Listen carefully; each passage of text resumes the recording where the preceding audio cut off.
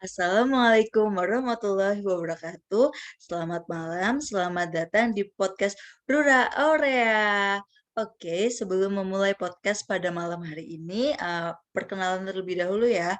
Perkenalkan nama aku Faras Aulia Maharani, salah satu mahasiswa jurusan akuntansi angkatan 2019, Fakultas Ekonomi Universitas Negeri Semarang.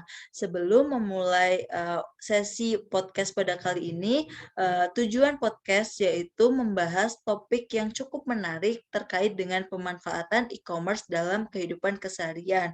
Kebetulan aku mengenal salah satu narasumber yang berkompeten dan berpengalaman di bidang jual beli barang secara online melalui salah satu e-commerce yaitu Shopee.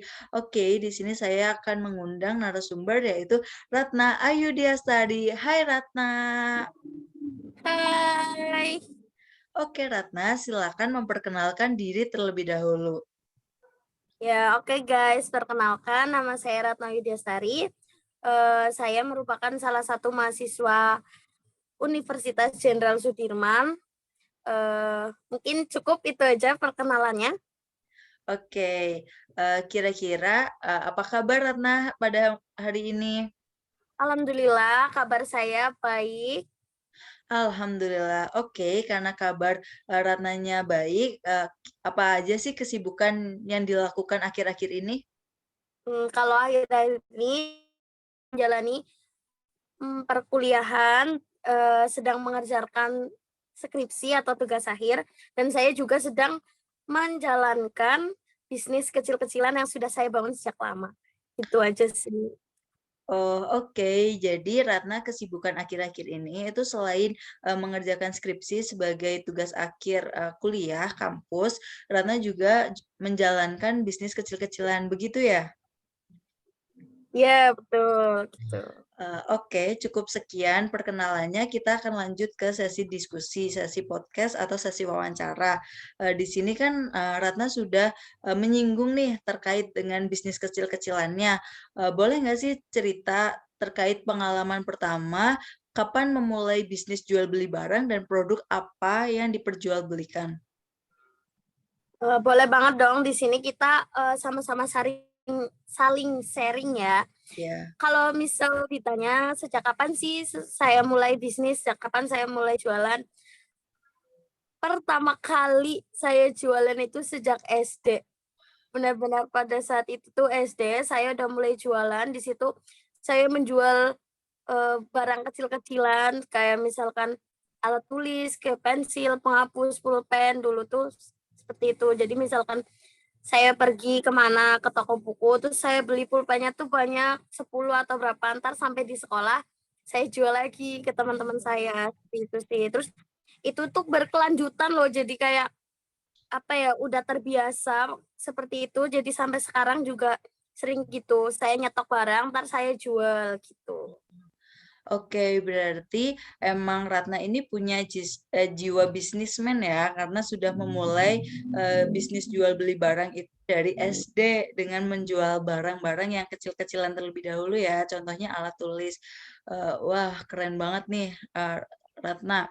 Oke, selanjutnya Ratna kan berarti memulai bisnis itu dimulai dari mulut ke mulut kan, artinya tidak melalui perantara apa-apa. Kira-kira nih Ratna juga mengikuti nggak sih perkembangan dunia e-commerce pada saat ini? Sebagaimana yang kita ketahui, teknologi kan berkembang secara pesat. Begitupun dengan e-commerce. Sekarang orang itu gampang banget kan jual beli barang, nggak perlu keluar rumah, nggak perlu pergi jauh, nggak perlu ke supermarket, nggak perlu ke swalayan, tinggal pencet-pencet sana sini aja udah bisa membeli kan. Kira-kira Ratna juga berpindah nggak sih untuk jual beli barangnya ke e-commerce? Oh iya, ya tentu saja, dengan adanya perkembangan zaman yang seperti sampai saat ini, tentu saja itu membuat metode penjualannya tuh bisa berubah. Dulu emang benar, saya tuh jual tuh dari mulut ke mulut. Bahkan cara jualan saya yang seperti itu tuh sampai pada waktu SMP mungkin saya masih seperti itu, karena pada saat itu saya belum mengenal apa itu e-commerce. Mungkin udah ada, tapi saya belum tahu. Semenjak SMA akhir, saya sudah mulai mengenal ada aplikasi e-commerce kayak contohnya Shopee tetapi saya baru memulai masuk ke Shopee itu baru waktu tahun 2018 lalu. Baru. Oh, oke. Berarti, Ratna sendiri itu juga mengikuti zaman ya, dengan merubah metode penjualannya dengan, menggunakan, e-commerce yaitu Shopee. Oke, berarti Ratna udah pernah merasakan kan kedua metode ini dengan cara, menjual barang secara mulut ke mulut dan secara, e-commerce yaitu Shopee. Kira-kira perbedaan apa sih yang Ratna rasakan? Ya, ya tentu saja kedua metode itu berbeda dan itu tuh sangat dirasakan banget sih bedanya. Jadi dulu pada saat saya belum mengenal e-commerce tuh, setiap saya melakukan promosi tuh saya harus ngomong, gimana ya, dari mulut ke mulut, jadi saya harus menawarkan produk tuh lewat Menawarkan. omongan. Pasti kita Mmm, harus ngomong tuh biar bikin orang terpikat sama produknya kita, kan seperti itu. Namun semenjak adanya e-commerce yang saya rasakan, itu tuh saya sudah tidak terlalu capek lagi seperti dulu karena saya kan, di e-commerce tuh tinggal mengisi misalkan saya jual produk apa, entar saya isi deskripsinya bagaimana dan di e-commerce juga setiap ada promo, kita tuh cuma tinggal ngeklik aja mau dipromo di harga berapa gitu. Jadi kan oh, iya. pembeli jadi tertarik gitu kan, dibandingkan dengan dulu pada saat belum kenal e-commerce tuh masih, minim dan juga jangkauan sih. Oh, Sebelum saya mengenal e-commerce, jangkauan pembeli tuh ya hanya sebatas teman, atau temannya teman, atau saudara, keluarga, keluarga. gitu. Jadi masih dalam lingkup yang kecil. Tapi semenjak saya mengenal e-commerce itu, bahkan orang di luar negeri pun bisa beli produk saya. Oh, oke. Berarti, Mbak Ratna merasakan perubahan, perbedaan yang cukup signifikan ya dari metode yang Betul, awalnya hanya, mulut ke mulut menjadi ke Shopee e-commerce ya. betul. Oke, kalau boleh tahu, sekarang ini Ratna jual belinya emang baru di e-commerce Shopee aja atau ada e-commerce yang lainnya?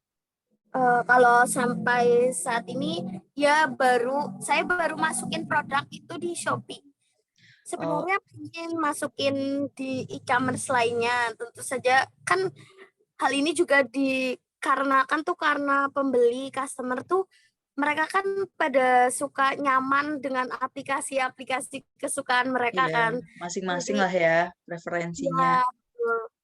Kak, mungkin si A sukanya belanja di Shopee, terus si B sukanya di Tokped dan saya sebagai penjual tentu saja ingin memfasilitasi itu, pengen banget buka toko di aplikasi yang lain selain Shopee, gitu. Oh, oke. Berarti Ratna emang baru membuka, toko di Shopee kan? Berarti Ya, tidak menutup kemungkinan akan membuka toko di e-commerce lain seperti Tokopedia, iya, Lazada, dan lain-lain. betul. Oke. Oke. Kalau boleh tahu itu tuh, background belakangnya itu namanya apa ya? Kok Ini, kayak H dan OP aja? Oh, bentar, saya aja dulu. Harashop. Apa tuh iya, Harashop? Itu apakah nama tokonya Ratna? iya betul. Jadi Harashop itu nama toko saya dan sebenarnya dulu-dulu tuh belum ada nama tokonya. Terus nama Harashop ini baru ada semenjak tahun 2018. Oh, pas baru masuk ke Shopee ya? Shopee, iya jadi kan mau jualan di Shopee nih, terus bingung kan nama tokonya mau apa gitu. Dulu-dulu nggak ada nama tokonya karena kan kalau di Shopee masa iya mau jualan terus namanya cuma nama Ratna Yudias gitu kan nggak mungkin kan. Kita harus bikin nama toko yang menarik supaya pembeli itu bisa tertarik mengunjungi toko kita gitu. Oh, oke. Berarti Harashop itu nama yang dipergunakan semenjak Ratna masuk ke dunia Shopee ya? Ya betul seperti itu. Oke. Kalau boleh tahu nih di Harashop itu menjual apa aja ya, Ratna? Hmm, Jadi di Harashop itu banyak banget produk yang dijual sih, khususnya di produk-produk yang berkaitan dengan digital, Oh, kayak digital printing, terus produk-produk yang lagi booming gitu. Biasanya saya mengikuti itu. Tapi kalau produk intinya ada sih yang satu produk inti yang saya punya itu menjual akrilik. Barangkali nanti ada yang mencari akrilik atau mahar atau apapun bisa banget nanti kunjungin toko saya di Harashop. oh, oke. Nanti untuk link Shopee Harashop akan tertera di YouTube, deskripsi YouTube kali ya, biar orang-orang yang mau cari akrilik mahar gitu-gitu langsung ke Harashop aja. Oh, oke. Berarti emang produk Harashop ini emang berkaitan dengan digital, dengan produk digital ya, seperti Penting. printing ya, seperti Ya, akrilik, mahar, seperti itu kan? ya, terus ada banner, pokoknya yang berkaitan Oke. dengan produk penting itu bisa dibuat di Harashop. Oh, oke. Pertanyaan yang berkaitan dengan Harashop tadi, kira-kira semenjak Ratna mulai bisnis di Shopee, apakah mendapatkan yang maksimal? Gimana mendapatkan, maaf tadi nge-freeze. Oh iya, oke. Semenjak Ratna memulai bisnis di Shopee, apakah keuntungan yang diperoleh yaitu berupa laba antara ketika berjualan secara online dan tidak online itu berbeda? Oh iya, kalau berkaitan dengan keuntungan tentu saja berbeda ya, seperti yang tadi sudah saya sampaikan di awal. Itu tuh karena jangkauannya mungkin ya, karena kan pada saat belum kenal e-commerce tuh jangkauannya masih sangat sempit.